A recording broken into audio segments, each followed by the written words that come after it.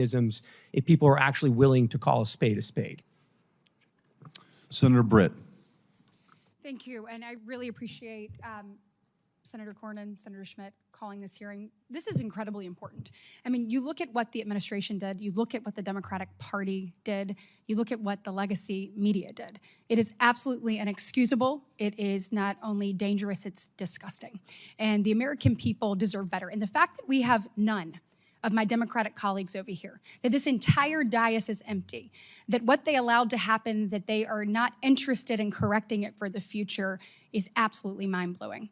And so when we're looking at what Joe Biden did while he was in office, you have a disastrous withdrawal from Afghanistan. I mean, leaving equipment, leaving allies, changing the way the world viewed us. You look at an emboldened Russia, Iran.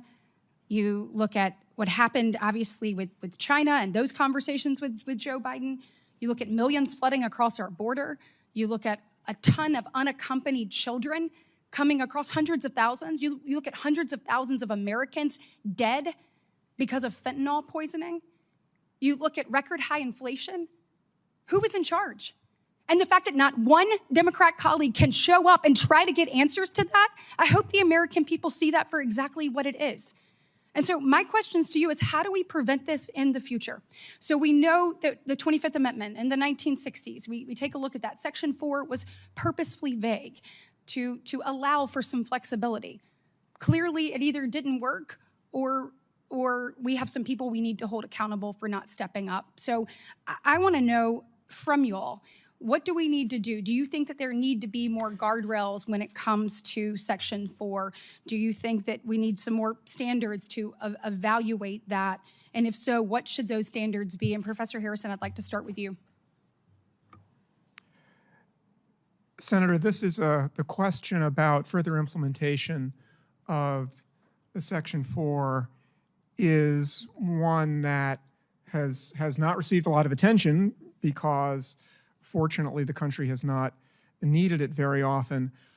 I think that this is a situation in which Congress's power is pretty limited because the Constitution, by design, put a somewhat vague but nevertheless meaningful concept, which is ability on the part of the president and it also means in the hands faith. of political process. That's the yes, lesson and I'll good say. faith. Yes. And I don't think, Yes. obviously, we don't have that here. Mr. Wold, do you have any opinion on that? Yes, Senator. So you said, should we hold folks accountable and should there be some reforms? The answer would be both. Yes. Right. So your colleague on the Democrat side who did attend, Senator Welch, said, hey, this is just kind of retrospective. We need to move on. I would strenuously disagree with that. The only ability to move forward is if there's an accounting of what was undertaken under the Biden staff, the Biden personnel, the bureaucrats, and the cabinet. And one thing I'll just say is this very issue was debated by Republicans in 1988 in the Miller Commission report at the University of Virginia. Republicans had the open and honest, transparent discussion about the end of the Reagan presidency and whether or not there were other guardrails that needed to be imposed on the 25th Amendment. Some discussions were about the inclusion of a mental health professional on the White House medical team, whether the Surgeon General should oversee the inclusion of medical reporting as part of Section 4, Clause 4 of the 25th Amendment. All I'll say is all of those things have been set aside. There has been no legitimate discussion in the years since about how to make the 25th Amendment more robust and how it could actually operate in the instance that the president lacked capacity. Right, and do we need to more clearly define what unable means in the 25th Amendment? Oh, I think most certainly, and I think there should be, the other issue, and a number of legal academics, former colleagues of Professor Harrison, have taken this up over the years. I mean, Professor Calabresi wrote about this 20 years ago, that there needs to be a more precise definition. And there are lots of issues related to succession. There clearly does, because, I mean, even from all of us from the outside, we're saying there is a problem. And the fact that we could get no one on the inside to actually take a look at what they already knew to exist and then be able to hold them accountable, we have to have other guardrails moving forward. And that is absolute. So we need to be talking today about what those guardrails are. I have a question. I'm running out of time. It's two things. One, senior staff. So I have been a senior staff member, You take an oath when you get to come and work in this body. You want to make sure you're doing what's best for the United States of America, for the state you serve, all of the things.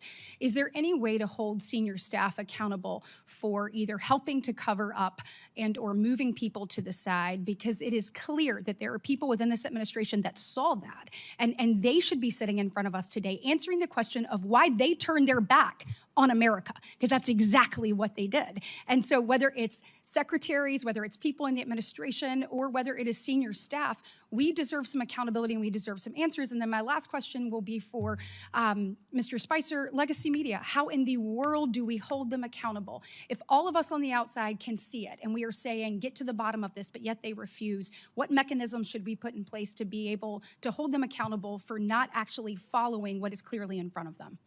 Senator, you're asking the right question. When it comes to accountability, it can't be overstated. When the Biden White House stripped 440 White House hard passes from independent journalists, they were attempting to control the narrative, to make sure that no one who wanted to hold them accountable was silenced. Part of what I think this administration has done so well is bringing in new voices, people from disparate backgrounds of all sorts, to ask the White House press secretary, to ask the senior staff, and to be able to hold them accountable. Part of it is allowing other voices in the media. We've seen what the legacy media did, but that's why I think the growth of independent media is so healthy for our democracy, and we need more of it, not less. Thank you. And then the senior staff question, please. Yeah, look, Senator, I mean, senior staff from the first Trump administration were brought in before committees and investigated for their participation in drafting the president's remarks on January 6th, for drafting a speech.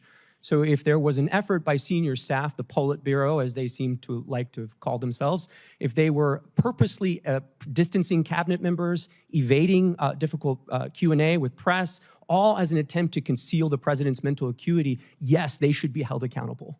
Thank you. Thank you. Senator Moody. Thank you, Senator Cornyn, Senator Schmidt. Appreciate you holding this important hearing. And certainly I appreciated my colleague, Senator Britt's remarks in listing out so many of the failures of the last administration as they played out. I think Americans, yes, sat horrified as they watched these events unfold, but at the core of those failures were bad policy decisions. And the truth is, people talk a lot about the end of the Biden administration and his debate performance. But those of us that were involved of the repercussion and the consequences of some really bad, irresponsible, reckless, I would say dangerous policies, and we're involved from day one of the Biden administration, we started questioning immediately who was making these decisions, because they were so disastrous for the security of this nation and the safety of our people. So I would say from day one of the presidency through all 4 years, this was a legitimate question, and every single failure that Senator Britt listed was the consequence of a policy decision. When I was the Florida Attorney General, one of the very first executive actions that came out undid both Republican and Democrat presidential precedents of saying, if someone is here in our country and they're here illegally and they are committing serious felonies, we are deporting them. And actual priorities were that those were the ones they went after first. And one of the very first actions that came out of that White House was they abandoned that both Democrats and Republican presidents had enforced, and released to all law enforcement around the nation that they were no longer going to make that a priority. When sheriffs were calling and pleading with us to take these people from their jails and not make them release them back into the communities, we would try and communicate this, but indeed they were canceling detainers and releasing these people into the communities. They were taking people that were brought here from other countries, brought here only to prosecute because they were a danger to our nation and our people. And instead of deporting them after their prison sentences, they were pushing them into the United States. And I don't think it should be lost on anyone that just yesterday it came out. You know how many the Trump administration pushed into our interior in the last 4 months? Full month? 0. And I want you to compare that to a month of the Biden administration where hundreds of thousands of people, barely vetted, if vetted, were forced into our nation's interior. And you've seen these consequences play out. It's not just rape victims, murder victims, robbery victims. We've caught people here that's from foreign nations that are on the terrorist watch list that can cause some of our nation's biggest tragedies and devastation. That is the undermining of what a commander-in-chief is supposed to do in those policies. We saw it day one, and that's just one example. And it played out for 4 years. So I think one of the reasons that you see not one Democrat in this hearing room right now asking these questions is because how do you defend the indefensible? What are they going to say? I mean, there has never been a more reckless, negligent administration that I can remember in my lifetime. And as an attorney general, as the wife of a law enforcement officer, as a federal prosecutor, as a judge, I sat horrified that that was the person that was in charge of our safety, our commander-in-chief, in charge of our borders. And I know, Mr. Wold, you have talked about the danger in executive actions being pushed out when somebody's not in charge that understands how it's affecting the safety of this nation. I'm sure based on your prior experience and some of the things that you saw being pushed out, I often thought, this is a radical aide's dream. You have a commander-in-chief barely paying, probably not able to pay attention, and they're pushing out policies left and right. Tell me in your experience if you noticed anything where that could be the case coming out of that administration. Yeah, thank you, Senator. I mean, I think on the immigration score itself, so many of those sort of special powers exercised by President Biden on parole, on temporary protected status, they require the president to do those in his own name, correct? It's a case-by-case evaluation performed by the chief executive. And so I think in reviewing some of those, when I was sitting on the sidelines, the question I had was, what does the paper process look like for that? How did DHS work that up? How did it go through the staff secretary's office? And what was the president briefed on as far as the policy considerations tied to some of these decisions to bring in violent criminals from Haiti or Nicaragua into the interior of the United States? And it concern you when you learned, and we are now uncovering, that cabinet officials were kept from meeting with the president for months at a time. Look, I mean, if you go back through our history, Senator, so Grover Cleveland, Wilson, FDR, JFK, President Johnson, President Biden, it's almost a Democrat sport to keep from the American people the health and acuity of the chief executive. They've been doing this for a long time, but this is of another level, especially as Mr. Spicer was mentioning, the complicity of the national media in obscuring this, but also that cabinet officers would go to the lengths of avoiding interacting with the chief executive because they were fearful that they would have to speak to his diminished capacity. And I'm running out of time, and it was of particular concern that the media seemed to never ask him about executive actions and policy. Favorite flavor of ice cream? Yes. Why he was pushing dangerous criminals into the interior of this nation? No. And that is why I think this hearing was so very important. What was coming out of this administration was a radical wish list. And certainly you can see it, what has happened to the consequences playing out right now. And now I think we're all seeing why. Thank you. Senator Blackburn. Thank you, Mr. Chairman, and I'm so pleased. I joined my colleague from Florida in saying it is time that we have this hearing. All across Tennessee, I hear from people every single week that say what was really going on in the White House, and why would no one say anything when with your very own eyes you could look at any of the footage and see what was transpiring with President Biden. And I think the fact that many of his own cabinet members knew that he was not fit to serve and that there was a cabal behind the curtain who was making all the decisions. It is so offensive to the American people. And it's not something that is a partisan issue. As I talk with Democrats, many of them have lost faith in what they thought was going to be a very moderate Joe Biden administration, and it turned into be the far left Bernie Sanders version of the Democrat Party that was using the Autopen and making decisions and committing our great nation to policies that the American people did not support and would never have supported. And I fully believe that because of that overreach and that flippant attitude that much of his staff had toward the policies of this nation, to people in the administration that chuckled about tossing gold bars off the Titanic. They knew they were going down. They knew they were going to be found out. And they probably knew at some point there would be a hearing like today, and the other side of the dais would be completely empty because no one can defend what they did.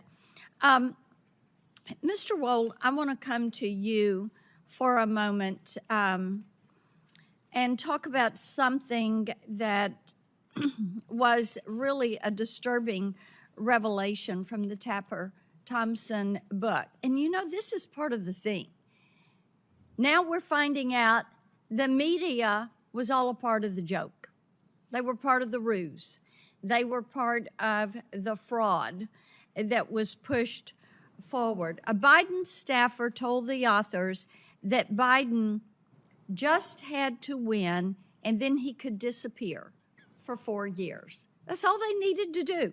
And, you know, it is, the following statement was, he'd only have to show proof of life every once in a while. And as I had a Tennessean say to me, when they had actually downloaded this book and read it, and then they said, you know, how stupid do they think we are?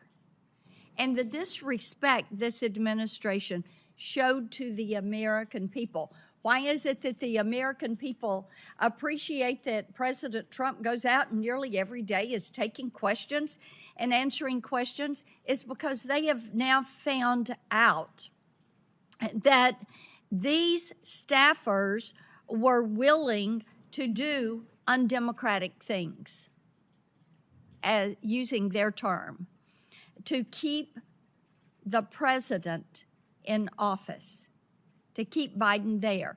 They were willing to do undemocratic things, unlawful things. So, Mr. Wold, let's talk about that behavior and how that undermines the faith of Tennesseans and all Americans in our public institutions, because they could see what was happening, but they were being lied to by people in the White House who were probably then running in their office and saying, well, we pulled it off another day. Yeah, Senator, I mean, this is a theme you've talked about for many years, which is the executive branch is enormous. I mean, there are close to 1,000 employees in the executive office of the president. There are nearly 4 million full-time federal employees throughout the 14 departments that the president oversees. Executive power as accountable to the people of this country really manifests in two ways.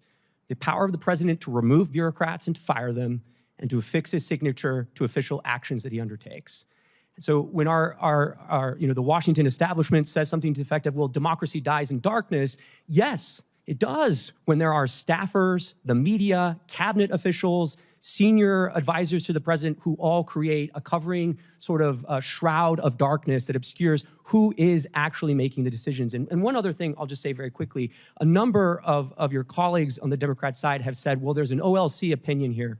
We don't need to talk anymore. There's an OLC opinion. It says you can use the Autopen.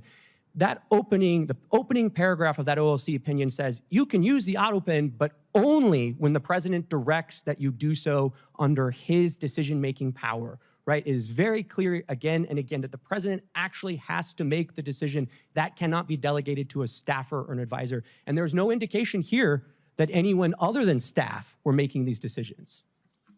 Thank you, Mr. Chairman. Thank you. Senator Hawley.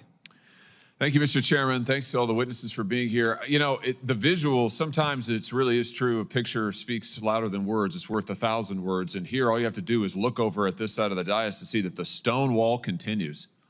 I mean, from the party that lied to this nation for 4 years, let's just take a look at some of the things that our colleagues said on the Democrat side when their own Justice Department was concluding that Joe Biden, who, let's not forget, illegally took classified documents and kept them in his garage, in his freezer. I mean, Lord knows where. He just certainly didn't know. Their own Justice Department interviewed the guy and concluded he could not form the requisite mental state to stand trial. He did not have the mental ability to stand trial. And what did our Democrat colleagues say? Vice President Harris says, oh, no, the way that the Hur report characterized the president is so wrong. The president's demeanor is totally fine. Senator Smith, what the Hur said about the president not remembering his son's death, so unfair. Senator Kaine said this is grandstanding. Senator Fetterman said it's just cheap shots. You had other senators saying, Senator Ossoff in February of 2024, saying, and I quote, I found the president to be sharp, focused, impressive, formidable, and effective. In June 2024, Congressman Jeffries insists Biden was, and I'm quoting again, incredibly strong, forceful, and decisive. Where are they now? They don't want to answer for any of those quotes now. They lied to us for 4 years, and we know they lied. They know they lied. It's why they're not here. They don't want to answer a single question. They can't bear to show their faces in public. And you know what? It's right that they can't do that because the bill of goods they sold this country, they walked this country right into one of the greatest constitutional crises of our history, And now they are afraid to even show up to admit it. These are people, and this is a party that cannot be trusted with power, that cannot be trusted to tell the truth, the most basic truth. They all changed their tunes after Joe Biden debated President Trump, and the whole world could see he couldn't even form a sentence, that running this guy for president again is a form of elder abuse. My, how they changed their tunes after that. Now they can't even show up in public to talk about it. This is embarrassing. But worse than that, it's dangerous. It is dangerous for this country. Mr. Wold, I want to pick up on something you just said a second ago about the OLC and their opinion as to when an Autopen can be used. Just be clear about this. Autopen means not signed by the person. Autopen is basically push of a button and it gets signed. OLC says only when the president specifically directs it and it is under his direct authority. Do I basically have that right? That's correct, Senator. So based on the facts we know, did that happen in this case with all of the pardons and clemencies and other giveaways that Joe Biden signed? Assuming that the Biden White House complied with sort of traditional practice of presidential administrations and that there was record keeping either from the staff secretary or others, there should be records to indicate either through covering memorandum or briefing books where the president would have signed his signature authorizing this decision. None of that has come forward. That would be very easy to dispel some of these concerns. And I think what we're seeing here is really the Autopen is best understood as sort of a tool of executive convenience. Hold on just a second. You just said something very important. I want to emphasize that. So what you're saying is that there should be, for every time that Biden authorized the Autopen, there should be a record of that. And he should have had to have registered his personal consent to using the Autopen. Is that basically correct? I think to put it another way, I would say in the policy paper flow to the Oval Office, there should be a record of what documents are presented to the president when and when he gave his assent to the actions that are listed in those documents, whether it's a judicial nomination or it's a statutory response to Congress. Well, I think the answer is we need to get those documents. And I just say to our friends in the media over here, you guys need to be asking for those documents, and we need to be asking for them, Mr. Chairman. We need to see those documents. And the president, the former president now, can certainly choose to release them. I'm sure they're part of his personal papers, right, Mr. Wold? And that's correct. And the first place to start would be the staff secretary's office under President Biden. Oh, here's the trail. If you want to know, if you want an answer to the question, did Joe Biden actually assent to the use of the Autopen and all, you think of all the people he pardoned, he granted clemency to, murderers, drug dealers, child rapists. Let's find out. Did he actually authorize it? There should be a record of it, is what we've learned today. Thank you for that testimony, Mr. Wold. There should be a record of it. So this is a binary question. It's not, oh, we don't know, gee, it's hard to say. No, actually, we can find out. So right now, today, I call on President Biden, former President Biden and his staff, release the documents. You have them, you know you have them, release them. If what you did is legal, and if you're really not embarrassed about it, and you think it was totally constitutional, release the paper flow. Show us the documents where the president authorized the use of the pen for every single pardon and clemency and stay application. Let's see it. Let's see all of it. And if you won't do it, we should subpoena those documents, and we should find out the truth of who was really running the White House, because I think we can see it was not Joe Biden. Thank you all for being here today. Mr. Wold, thanks for your testimony. Senator Kennedy. Thank you, Mr. Chairman. Gentlemen, I want to try to separate policy and politics for a second. I know it's hard to do around this place, but I thought Senator Cornyn made a very good point in his opening remarks. I think Senator Smith made the same point that the policy here is very important. And I want to ask you your opinion on the policy. Professor, tell me briefly, I know you came to talk about Autopens, but tell me briefly about the 25th Amendment. Well, Senator, the 25th Amendment provides the process by which to implement a principle that's in the original Constitution, which is when the president's unable to exercise the powers and duties of the presidency, somebody else exercises them, starting with the vice president. The 25th Amendment sets up a process by which, if there's a question whether the president is able to do that, the vice president and the heads of the executive departments can temporarily basically put the vice president in as acting president, and then Congress ultimately decides the question. Well, the standard, is it not, Professor? The standard is disability of the president. Is that correct? Unable to exercise the powers and duties. Okay. Yes. Here's what I would like your opinion on, and the opinion of these two gentlemen here. You have all been staffers. You've worked in government. You've had a boss. In Mr. Spicer's case, his boss was the President of the United States.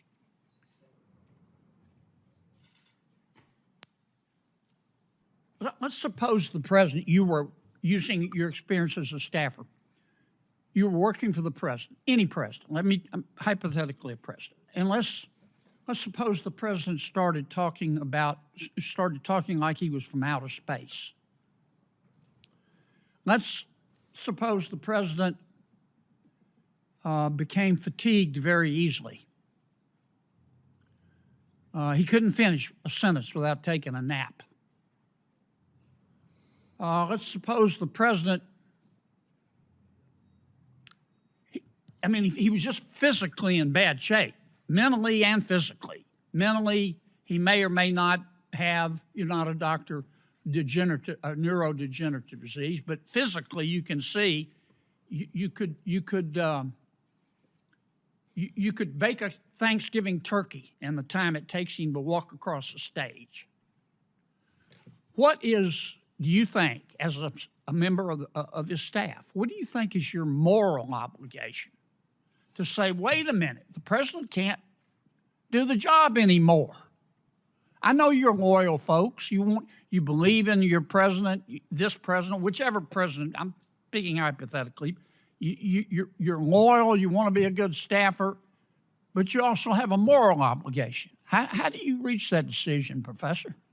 And I'll go to each of you. Senator, I think the first thing you would have to do in a situation like that is exercise your own judgment.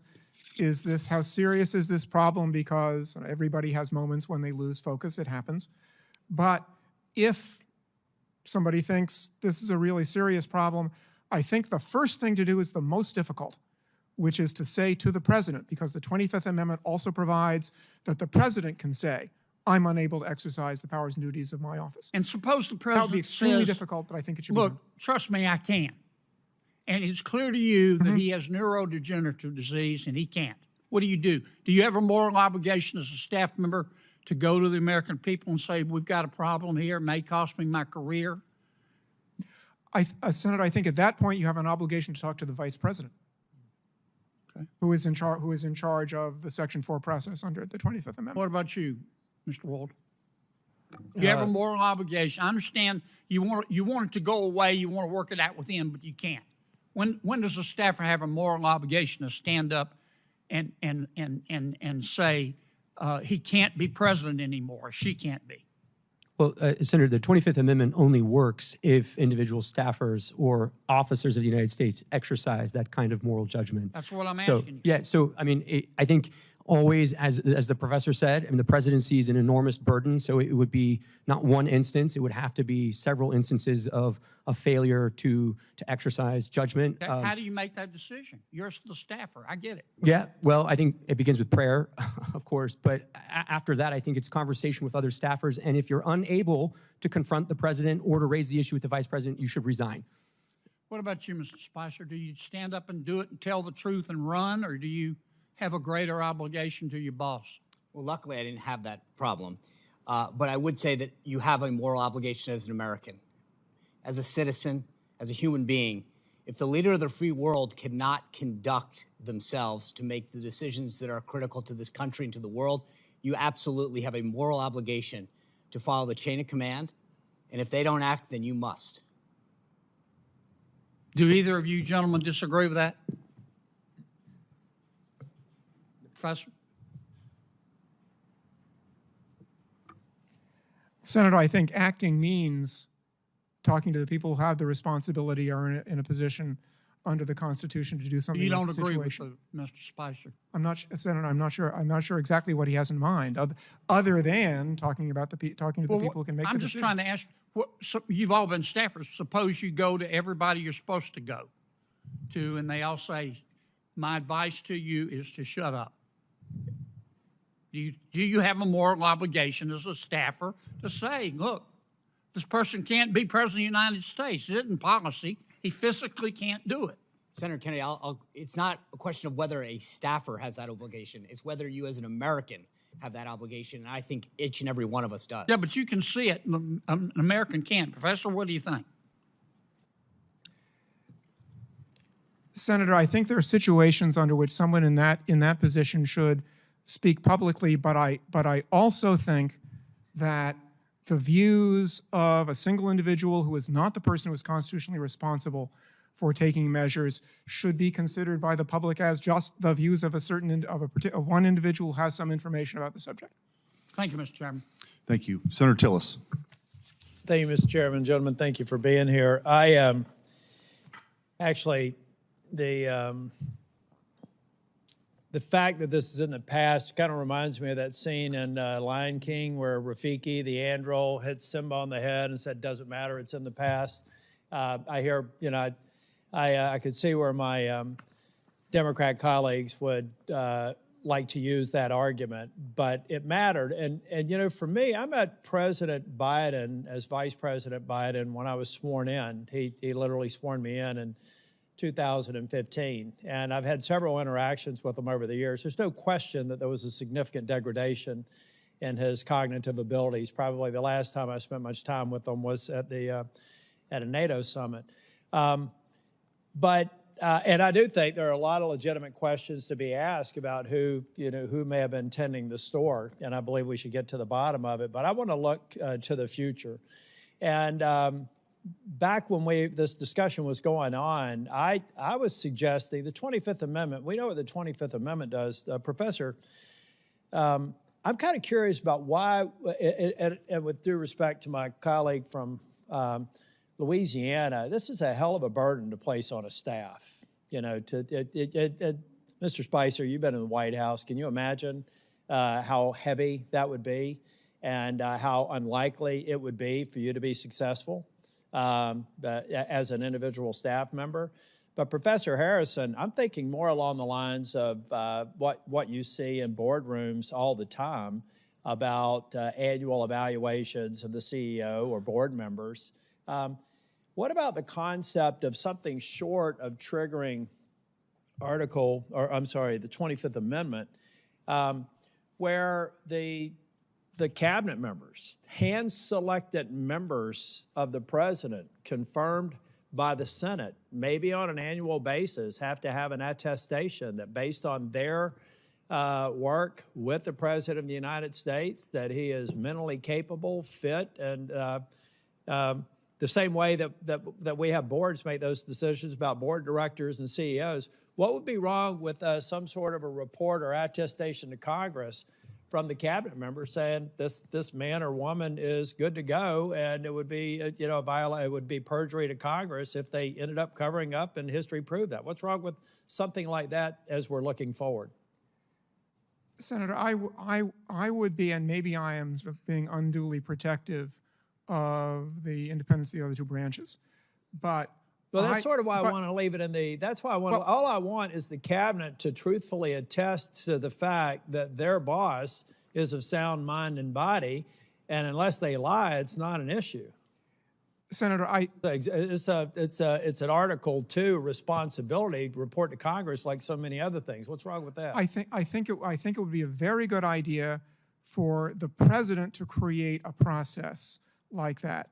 My concern is the thought of Congress making such a process mandatory, especially in light. Well, I'm trying to figure out the consequence, because arguably, I find it hard to believe that there were members of the cabinet that didn't go, you know what, we love this guy, he appointed us to this position, but he's missing a step. And they're refusing to. This is not about any one person. This country, this is about 340 million people in this country. No one of us should think that we should somehow be given a break if we're missing a step. So all I'm saying is you got to report honestly to Congress that the President of the United States, in your opinion, is absolutely demonstrated sound mind and body. It's like no other testimony. It'd be no different than us having them before the committee and say, is the boss okay? And if they lied, they'd be perjuring themselves. So what's the difference between that and some sort of a pro forma report that I'd be willing to subject the current president to, and then we'd have it for all the future presidents? What would be wrong with that? Senator, again, I think the problem there is the Constitution has created a process for that, and that's the 25th Amendment, and that suggests that Congress can't create another process. Now, I do think that the point you're making today is part of a political process that might lead presidents to create a system like that on their own, which might enhance the people's confidence. About to run out of time. Mr. Spicer, what do you think? Senator, the president normally goes under a routine physical every year. In the case of President Biden, it was Dr. O'Connor who affirmatively stated his fitness for office. The doctor is probably the most competent person to attest to the president's fitness for office. The doctor should be held accountable for stating in the affirmative that President Biden was fit for office. Thank you. Thank you, Mr. Chair. Thank you. Senator Cruz. Thank you, Mr. Chairman. The Biden administration may go down in history as the most brazen constitutional fraud in American history. A Potemkin presidency fronted by a failing puppet with staffers behind the scenes pulling the strings. This is not political hyperbole. The American people saw it with their own eyes during the June 2024 debate. Numerous times, Biden stood frozen behind the podium, mouth agape, eyes frozen and unblinking. When he did speak, his words were confused and disjointed. I said that night, this is the most consequential presidential debate in history because it will result in one of the two candidates being removed from the ballot. That was exactly right. And following that debate, the Democrats recognized the collapse. They pulled out their knives and took out President Biden like Caesar on the Ides of March. For all of their strutting about, protesting that they support democracy, not a one of them gave a damn about democracy when they pulled Biden off the ballot and dropped Kamala Harris in without a single Democrat primary voter voting for him. And you know what? Not a single Democrat is here today because not a single one of them gives a damn about the fact that they lied to the American people for 4 years. They knew. Every one of them knew that Joe Biden was mentally not competent to do the job. The White House press secretary, she knew when she stood in front of the American people and lied over and over and over again. And they're not here because they can't defend themselves. It wasn't a surprise. For 4 years, the White House hid President Biden from Republican senators, would not let him meet with us. He served 40 years in this body. We all know him. And they deliberately lied. And by the way, Jake Tapper had a bombshell book exposing the incredible scandal that Biden's mental decline was covered up by Jake Tapper. There's a Yiddish word, chutzpah. And that truly is chutzpah. How dare we lie and cover up what we all knew? Now, I have been asked literally 1,000 times by Texans, who was running the country? And I'm going to give you the most terrifying answer. I don't know. I genuinely don't know. And not a single Democrat here cares. The most telling proof of Biden's decline came with the signature of the president, the symbol of executive authority that was outsourced to a machine. Mr. Wold, you're a lawyer who served in the White House counsel's office. You understand the gravity of presidential action. Does the president's signature carry legal and constitutional weight under Article 2? Yes. Is the act of signing an executive order or signing a law or granting a pardon a delegable duty of the president? So in that opinion in 2005 from OLC, they said essentially that an Autopen could be used by a subordinate, but the president's determination as to sign the document can never be delegated. Can that authority be transferred to a staffer or a machine without the president's explicit authorization? Never. And if you look at the statistics are stunning. In 2021, President Biden issued 78 executive orders. None were signed with an Autopen. That first year of the presidency, Biden, I suppose, was relatively lucid, and 78 executive orders he signed by hand. The second year, however, we see the Autopen emerge. The first Autopen executive order was issued on July 15th, 2022. After that day, 100% of the executive orders issued in 2022 were signed by an Autopen. In 2023, Biden issued 24 executive orders. 16 were Autopenned. In 2024, Biden issued 19.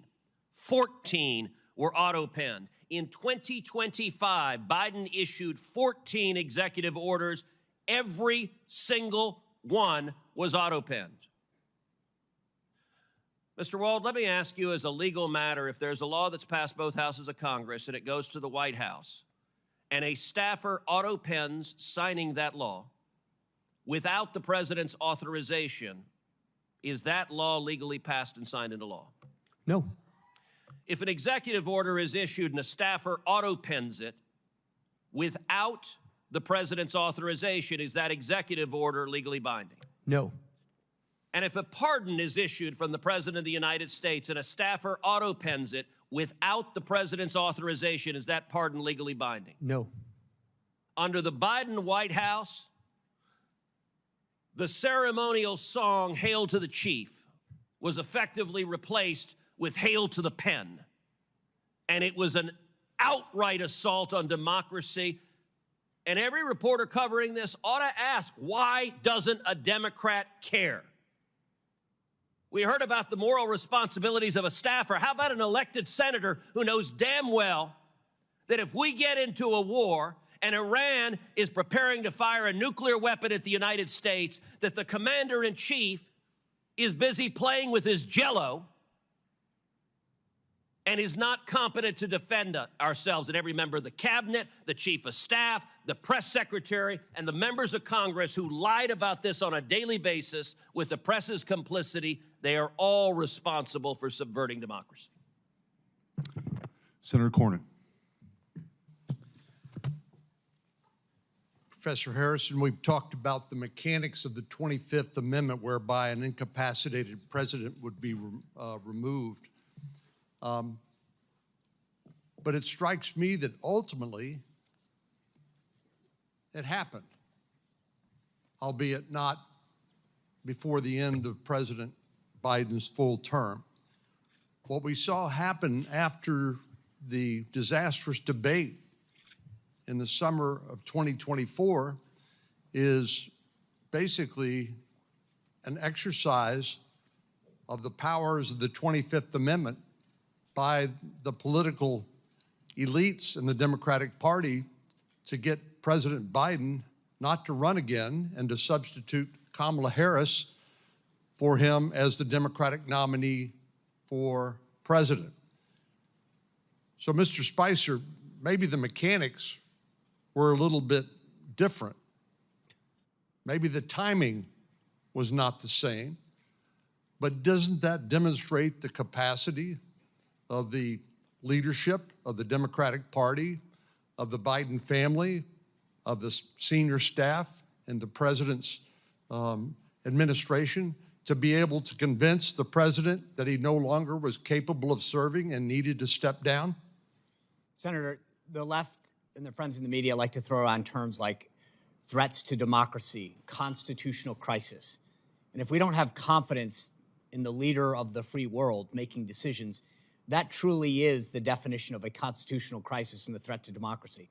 So for all these folks to stand up here and use those phrases over and over again and then not have the desire to show up, to understand what's happening, to stand up at the time, as we discussed earlier, whether it was a staffer or a cabinet member, to literally avoid going to the Oval Office.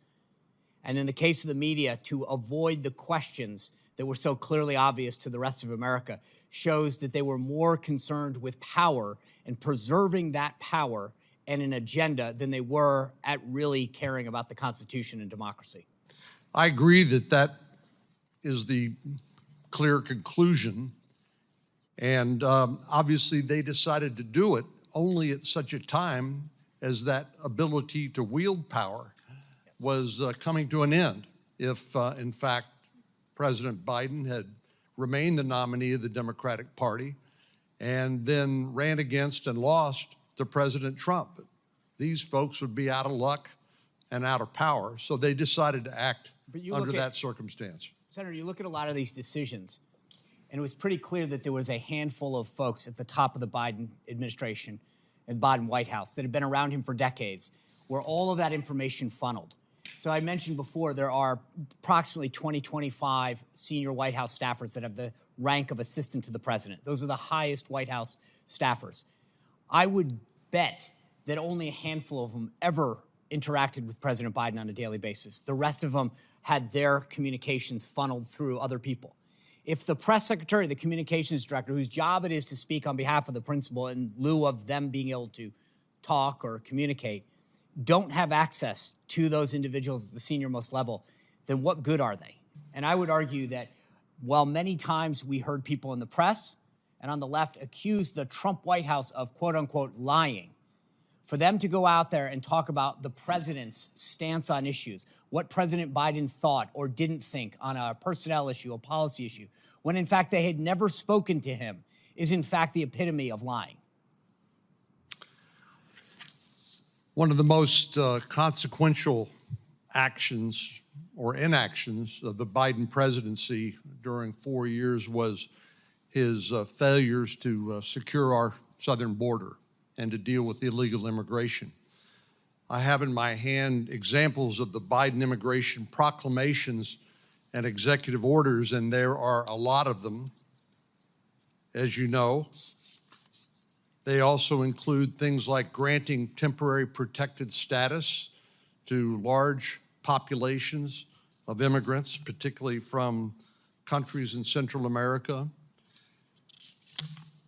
rescinding Trump administration policies when it came to enforcing our laws at the border, granting parole, which is essentially a permission slip to enter the country in a way that would otherwise be illegal, And Mr. Chairman, I'd ask unanimous consent that this document be made part of the record as an example of the sort of consequential border security and immigration-related measures that President Biden purported to sign. Without objection. Mr. Wold, I do want to follow up on a couple of things with you and Mr. Harrison and also Mr. Spicer. Under the Presidential Powers Act, we could have a special access request, correct, to the archivist to find out what assent was actually given by Joe Biden on the Autopen. Is that your understanding? If they kept records, Right. yes. Right. Well, I think that will be something we will be pursuing. Professor Harrison, I wanted to ask you, sort of on the Article 1 branch's role, and I think I understand your concern when you say the president could do something. You're dealing with sort of a separation of powers issue is sort of what I'm reading into that. So the Article 1 branch can impeach for high crimes and misdemeanors. Should the Constitution be amended, in your view, to deal with this incapacitation? So impeachment would be a vehicle beyond just the 25th Amendment, but impeachment would be a vehicle to deal with these issues. Senator, there's a long-standing question about whether impeachment is appropriate for inability. There's been questions right at the beginning of the Republic about a couple of judges who were in very poor shape. Not that they'd committed crimes; they were impeached and removed. And there were doubts as to whether impeachment was appropriate for that because there was their problem was age and inability. So you're absolutely right that there's a doubt right now whether the impeachment process, and it goes back a long, long way, whether the impeachment process is a way of dealing with inability as opposed to misconduct. It's clearly primarily directed at misconduct, and I think that if members of Congress are thinking about an additional constitutional amendment, and maybe they should be, they should think both about adapting the impeachment process to inability, which, as I say, right now it's not clear it's properly used in those situations, or creating yet some other political process to deal with presidential inability if lawmakers think that the political process that's in Sections 3 and 4 of the 25th Amendment is inadequate. The last thing I'll say, just as a policy matter, and this is not speaking on the legal question, I do think it's important that any decision about presidential inability remain something that's decided by politically accountable people, that it's treated as a political decision. It can't just be a technocratic decision. Mr. Spicer, you've criticized the corporate media and legacy media folks for sort of lying down here or being complicit because of their, whether it's Trump derangement syndrome or whatever the reason was. Who specifically do you think gets a gold star for lying most profusely and just sort of continuing to cover this up over the years? Sir, that would be like a photo finish. There'd be a lot that would probably right there at first place. They're all culpable. I mean, I read some of the headlines to the committee earlier, the Washington Post, CNN, NBC, where they, without evidence, to use their phrase, went after President Trump's physical and mental acuity, and yet failed to ask similar questions of the White House press office publicly. They failed to cover the stories. I don't think that there's a winner. I think they're all losers. Thank you. And then we'll sort of wrap up here with Professor Harrison and Mr. Wold. So moving forward, we mentioned maybe possibly amending the Constitution or further exploring whether incapacitation is an impeachable, if impeachment's a remedy. What other, in your experience, what other things moving forward could be done to make sure that this scenario that we saw play out over the last 4 years never happens again? Senator, I think the most important thing that can be done is something you're doing right now, which is draw public attention to this problem, and so give presidents an incentive to take steps that will reassure the people that they are sound and able to perform their functions. Mr. Wold? I would agree with the professor and just add that there should be some accountability for the staffers and the officers of the United States who acted to conceal and to cover up the president's incapacity from the American people. One other issue that's tied up in sort of this bundle of incapacity, impeachment is also succession, and that's something so many have written about extensively over the years. We are very blessed that we have never had a double vacancy with the president and the vice president, either because of terror attack or misconduct. That's something that legal scholars have said for many decades, that Congress really has to work on that. And I would add, yes, in fact, that's something you all should take up with some seriousness. May I say spontaneously, yes, please? Okay. Well, I want to thank the witnesses for your testimony here today. Written questions for them may be submitted for the record until June 26th at 5 p.m. And with that, this hearing is adjourned. Thank you.